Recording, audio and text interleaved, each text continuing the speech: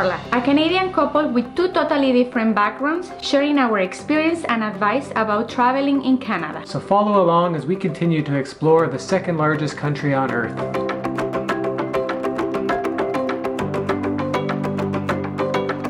Well, we're getting ready to get back on the road again, and this time we're heading out on a big 10-day adventure through the Kootenays in BC. We're going to be featuring a number of small mountain towns, starting with Fernie, BC. But to make this trip even more exciting, we've partnered with Lexus Canada, and they've given us their brand new 2022 NX350 F Sport. As you can see, it's a really beautiful vehicle on the outside. It's actually been completely redesigned in 2022, both the exterior and the interior. But now let's see what it looks like on the inside.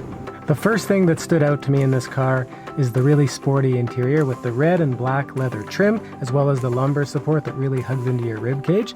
But the second thing I noticed is the massive 14-inch display, the Mark Levinson 17-speaker audio system, and something really cool that I actually haven't seen before is the voice assist. Hey Lexus, what would you like to do? Can you turn my temperature to 16 degrees on the driver's side? Setting the driver's seat temperature to 16 degrees. I also love this car. I love the color, I love the design, I love everything. Lexus, can we keep it? But anyway, it's time to pack because we're actually running late as always. And one of the things that I love is the kick sensor. Ta-da!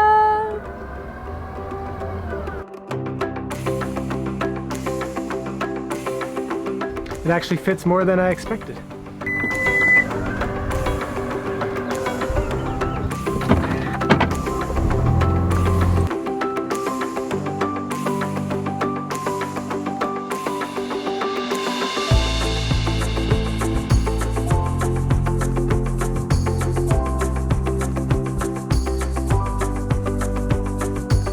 We're now in Fernie and we're staying at Park Place Lodge, which is pretty cool. We've never stayed in a hotel like this before.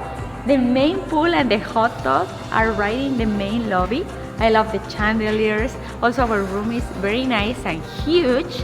And even though we would love to jump into the pool right now, we're gonna go and hike to a waterfall.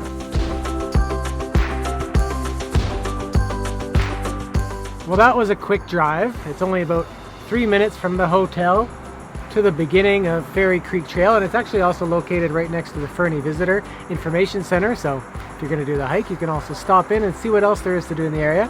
It's supposed to be a very easy hike, basically good for the entire family, and depending where you go, it's anywhere from an hour or two return trip. So let's get started.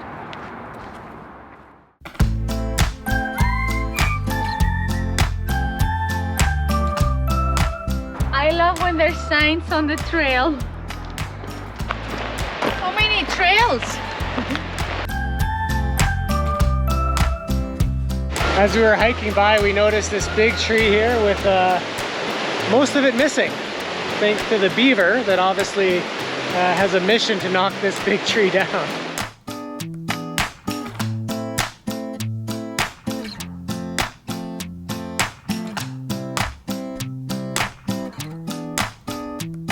Well, that was a beautiful waterfall, and it pays to be here in the spring because that when the water is really at its full force. But it's kind of getting late now. It's almost sunset, so it's time to get back to the hotel because we got a big day tomorrow. Another day, another adventure. Today we're going river floating. Yeah, we're gonna be floating down the Elk River with Canyon Raft Company. I wish we were doing whitewater rafting because they do that as well. And of course, it's a little more adrenaline pumping. But today we're just doing their half-day family-friendly float just to see the scenery and basically see Fernie from a different angle.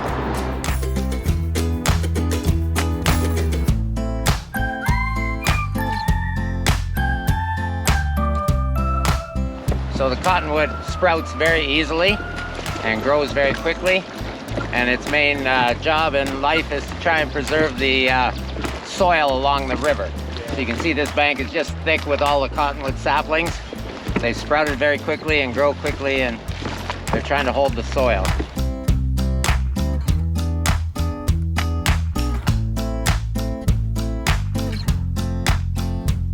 Although we haven't actually seen any beavers yet, we've definitely seen a lot of evidence that they're in the area between yesterday on the hike and today. Lots of trees that they've cut down so they could eat the cambium on the inside, the cambium layer, or make their dams. How's the melon? Or no, cantaloupe, right? It's very good, very sweet. They did a good choice. And the weather is so lovely. It was a little bit chilly at the beginning, but now the sun is out and the views are amazing. The mountains are actually very close. So if you just want to enjoy the scenery, you know, pick this kind of tour.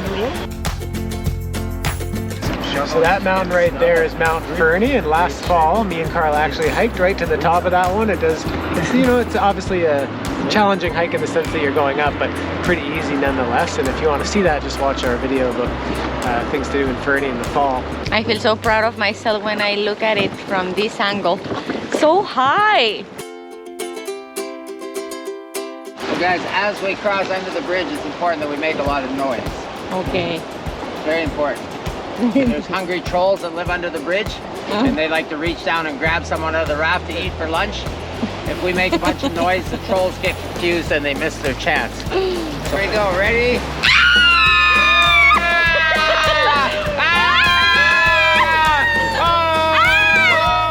So that's the lizard bowl, part of Fernie that's really prominent there, the biggest, widest bowl. It's your turn, baby. Here we Show go. it off. Ready? There we go. There we go. We're not doing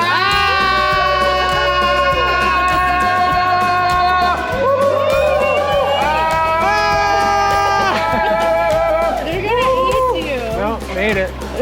One more day. You ready to get out, brother? No, it was so nice. It's such a nice weather. Well, now we're in downtown Fernie. One of the great things to do here is the Heritage Walking Tour, where you walk around town, you visit the old historic buildings while learning about them. It's a really great thing to do. We actually did it last time we were here in the fall, so if you want to learn about that walk, you can watch that video. We'll post it. But one of the things we missed that time was the Fernie Museum, which is also located in a historic building, but we're going to check it out today. This is a great first stop to learn about Fernie's history, from the indigenous people that call this valley home, to the mining and logging that brought settlement to the area, to the world-class skiing, fishing, and outdoor adventure that not only made people stay, but continue to make Fernie a popular place today. Well, as always, it's very interesting to learn about the history of a place, but I'm super happy because I got my RCMP bear. He's so handsome.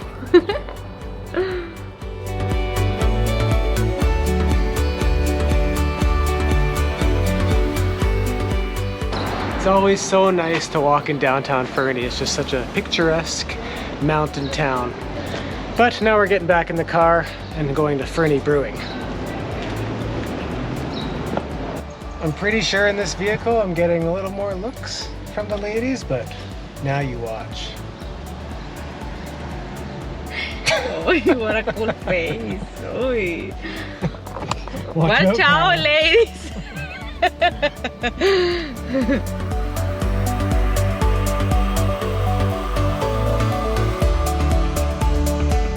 So just like we always do at every new brewery we visit, we try a flight. That way we can sample a bunch of different beers. But something we noticed here that we haven't noticed anywhere else before is they actually give you little cards that actually explain the beer to you, what it's called, and even a picture of what it looks like in the can.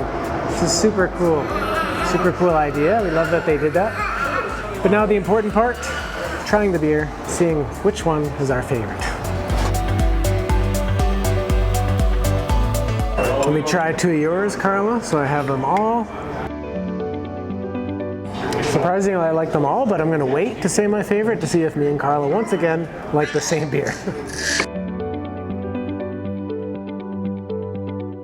I don't know. I don't know which one is my favorite. Okay, I'm between the Java the Hot, which is the coffee milk stout, or the brown ale, which is called the First Tracks. I guess I like the brown ale the best. This is my favorite. And yours? And my favorite one is actually the Contour Cherry Ale. So surprisingly, this time we don't like the same. But actually all the beers are fairly I actually like them all. They're all pretty easy drinking. We always select ones with a low IBU because we don't really like that hoppy flavor, so they all do the trick, but the cherry ale wins. It's getting hot in here, so might as well use the sunroof. Oh yeah!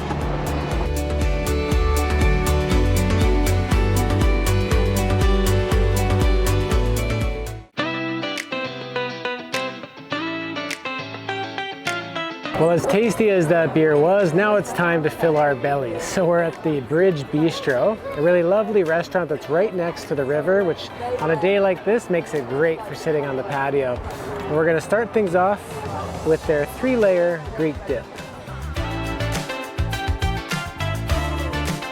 Good, good, good. Well, you love your feta cheese. I love my feta cheese, I love my tzatziki, I love my tomato, my cucumber.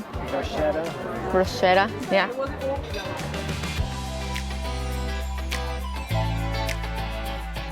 Lately we've been liking bowls, not only because they're really delicious, but it also feels that we're eating healthier.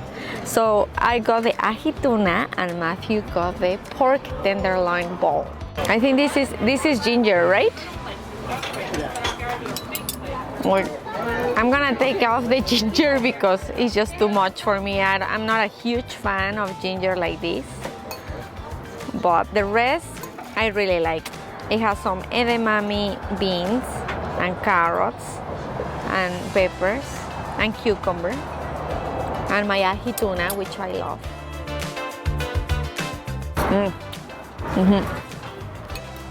Very good.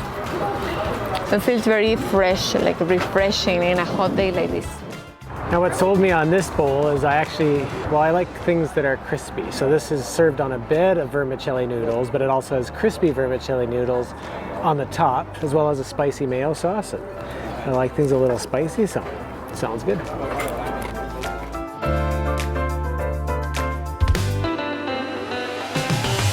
Well, we're hitting the road again, and it's my turn to drive this beautiful, sexy car because we're heading to our next destination on this Kootenays road trip, and we've heard it's very pretty.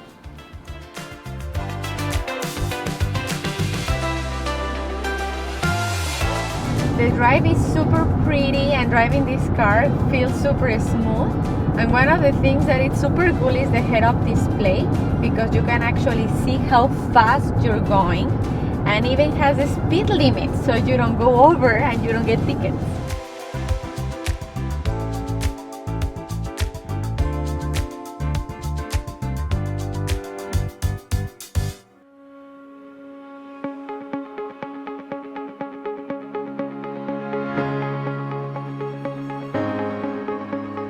Well, we just arrived to our accommodation for tonight at the St.Eugene Golf Resort and Casino. It's such a beautiful building. Even our room is really lovely. But as beautiful as this building is, it actually has an ugly past as a former residential school. So we're going to learn all about that right now as we take a tour at the Interpretive Center. During this tour, you can learn about the rich heritage of the Ktunaxa people and how they moved, lived, and crafted for thousands of years. You'll also learn about the building itself. Known as the Red Brick Schoolhouse, it was the first Indian industrial and residential school in the Canadian West, where thousands of kids were forced away from their homes, traumatized and abused from 1908 to 1970. As we walked around the hallways and rooms of the building, we learned about the original layout from someone who experienced it firsthand, as well as the inspiring story of how they decided to turn the building into a source of pride, creating a beautiful resort and the only one of its kind in Canada.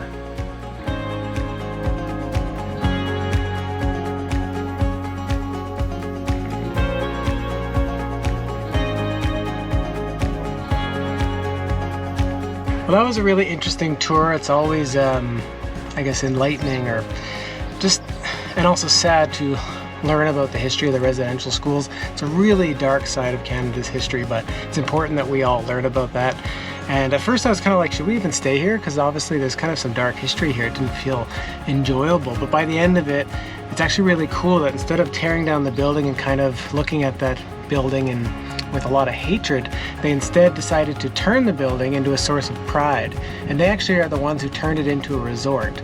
So long story short, as of today, I mean, they own all of this. All the money goes to them. It's their business. And it just gives them a way to bring healing to everything that happened. And so that's really cool. And now we feel a lot better about enjoying ourselves here. So we're gonna get started with a game of golf. I don't even know. This is the one that I should take first, right? The big one? Typically, yeah. What's the name of this one? Driver. The driver. So it's been a long time since the last time we golfed. And I mean, if you have been watching us for a while, you know that we suck at this sport. But let's try. It's gonna be a long day. Well, but you know what? I usually miss hitting the balls, and I haven't missed this time. There you go. Matthew, the flag is the opposite way. I know, but yeah, I just like to make it more challenging.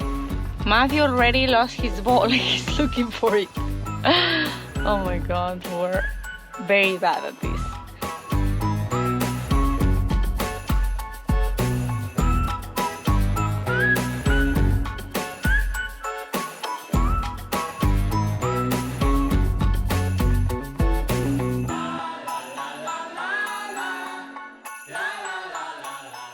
So close. There we go. Hey. Must do Canada was here. We just made it to hole number 5, and one of the things I've noticed here is they have names for the hole. So this one's called Morning Dew, but it's pretty cool that they put it in their language as well. Whitnam Akukit. I probably messed that up, but Morning Dew. I don't usually pick up hitchhikers, but I got a good feeling about this one. Hop in.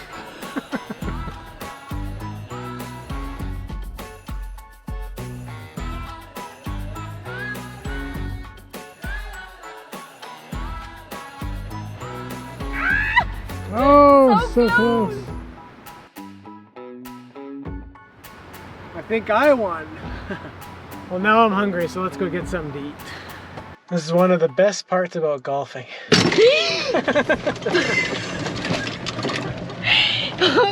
You scared me.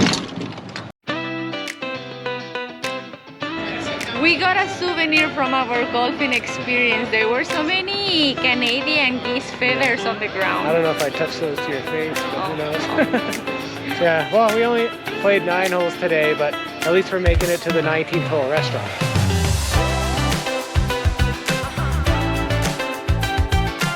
I was actually gonna order the butter chicken as well, but I decided to go with the penne in chipotle lime cream sauce because we're gonna share. And this also looks delicious. So it doesn't come with any kind of meat, but I asked to add chicken. And let's see.